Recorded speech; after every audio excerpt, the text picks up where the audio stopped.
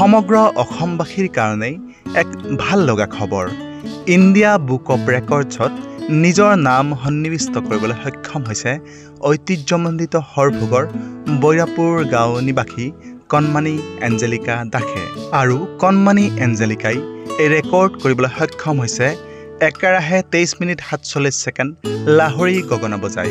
আৰু যোৱা 2 অক্টোবৰত হাৰিয়ানাৰ ফৰিদাবাদত অনুষ্ঠিত হোৱা ইণ্ডিয়া বুক অৱ ৰেকৰ্ডছৰ আন্তঃৰাষ্ট্ৰীয় সমাৱৰ্তনত কণমানি এঞ্জেলিকাক প্ৰদান কৰা হৈছে এই সন্মান। বিহু নৃত্য, আধুনিক নৃত্য, অভিনয় ইত্যাদি সকলো বিষয়তে পাকৈত এঞ্জেলিকাৰ এই সাফল্যই সমগ্ৰ অসমৰ লগতে সমগ্ৰ বৰনগৰ অঞ্চলতে বুৱাই আনিছে আনন্দৰ জোৱাৰ।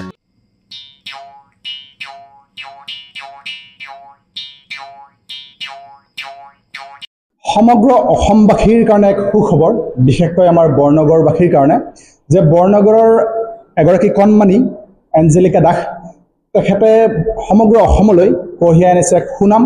তেখেতে নিজৰ নাম সন্নিৱিষ্ট কৰিছে ইণ্ডিয়া বুক অৱ ৰেকৰ্ডছত।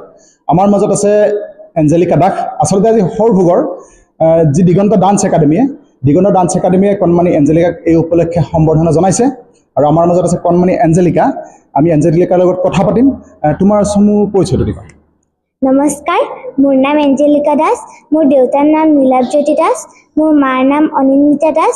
মোৰ ঘৰ বৈৰাপুৰ হৰভোগত। আৰু তুমি যিটো এচিভমেণ্ট কৰিছা বা সাফল্য তাৰপিছত কি পাইছা তুমি? ইণ্ডিয়া বুকছ অৱ ৰেকৰ্ডছত মোক পুৰস্কৃত কৰাৰ লগতে মানপত্ৰসমূহ প্ৰদান কৰিছে। আৰু তুমি আচলতে কি কৰি পেলাই ইণ্ডিয়া বুক অৱ ৰেকৰ্ডছত তুমি নাম কৰিছা? মই গগনা বজাইছিলোঁ। কিমান সময় বজাইছিলা? মই 23 মিনিট 47 ছেকেণ্ড বজাইছিলোঁ। আৰু আচলতে তুমি কেইদিনমান আগতে গুৱাহাটীতো কিবা এটা পুৰস্কাৰ পাইছিলা, কি পুৰস্কাৰ পাইছিলা? সেইটো নৃত্যময়ূৰী বঁটা। আচলতে এঞ্জেলিকা নৃত্যময়ূৰী বঁটা পাবলৈ সক্ষম হৈছিলে গুৱাহাটীৰ জ্যোতি চিত্ৰবনত যি কামাখ্যা মহোৎসৱ হৈছিলে। আৰু তুমি যি নৃত্য শিকিছা, তোমাৰ গুৰু কোন বা তোমাক কোনে শিকাইছে? মোক পম্পীবাই শিকাইছে। আৰু তুমি যি কৃতিত্ব পালা এটা, ইয়াৰ কাৰণে তুমি কাক তুমি কৃতিত্ব দিবা এই তোমাৰ এচিভমেণ্টৰ কাৰণে? মই মোৰ মা দেউতাক দিম আৰু মোৰ গুৰুক দিম। গতিকে আচলতে দেখিলে আপোনালোকে কণমানি এঞ্জেলিকা সঁচাই মৰম লগা 9 বছৰীয়া কণমানি এগৰাকী বৰনগৰৰ নাম উজ্জ্বল কৰিছে। আমাৰ লগত আছে এঞ্জেলিকাৰ পিতৃ, তেখেত যুৱ ব্যৱসায়ী নীলাৱজ্যোতি দাস। এই মুহূৰ্তত আপোনাৰ অনুভৱ কেনেকুৱা? হয়, মই পিতৃ হিচাপে বহুখিনি গৌৰৱান্বিত আজি অনুভৱ কৰিছোঁ। মোৰ ছোৱালী আজি ফৰিদাবাদত গৈ কিনে তাত ইণ্ডিয়া বুকছ অৱ ৰেকৰ্ডত তাইৰ নামটো অন্তৰ্ভুক্ত কৰিবলৈ সক্ষম হৈছে। তাৰ বাবে মই বহুখিনি গৌৰৱান্বিত। আৰু লগতে হৰভোগৰ এখন আগশাৰীৰ নৃত্যানুষ্ঠান দিগন্ত ডান্স একাডেমী, তেওঁলোকে আচলতে এঞ্জেলিকাক সম্বৰ্ধনা জনাইছে। আমাৰ লগত আছে দিগন্ত ডান্স একাডেমীৰ স্বত্বাধিকাৰী। আজি অনুষ্ঠান সম্পৰ্কে কি ক'ব?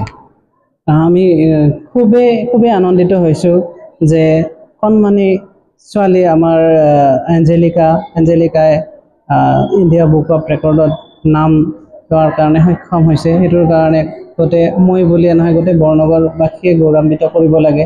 এনেকুৱা এটা এঞ্জেলিকাই ইমান কম বয়সতে ইমানখিনি প্ৰচেষ্টা লৈছে। মাক দেউতাকৰ কষ্ট, তাই নিজৰ পৰিশ্ৰম, লগতে শিক্ষাগুৰুসকলৰ। তো মই খুবেই আনন্দিত হৈছোঁ। আৰু তাৰে কাৰণে মই এটা আমাৰ ইয়াতে প্ৰগ্ৰেম এটা ৰাখিছিলোঁ যে তাইক সন্মান পত্ৰৰে আমি আমাৰ ফালৰ পৰা সন্মান জ্ঞাপন কৰিছোঁ। গতিকে আমাৰ নিউজ টাইম 3ৰ ফালৰ পৰা এঞ্জেলিকাই যি ইণ্ডিয়া বুক অৱ ৰেকৰ্ডছত এটা ৰেকৰ্ড কৰিলে দীৰ্ঘতম সময়ৰ কাৰণে লাহৰী গগনা বজাই, গতিকে এঞ্জেলিকাৰ ভৱিষ্যত উজ্জ্বল কামনা কৰিছোঁ আমি। তাই আকৌ আগবাঢ়ি যাওক, বহু দূৰলৈ যাওক, অসমৰ লগতে বৰনগৰৰ নাম উজ্বলাই তোলক। আমাৰ নিউজ টাইম 3ৰ ফালৰ পৰা এঞ্জেলিকাক শুভেচ্ছা জ্ঞাপন কৰিছোঁ। ধন্যবাদ।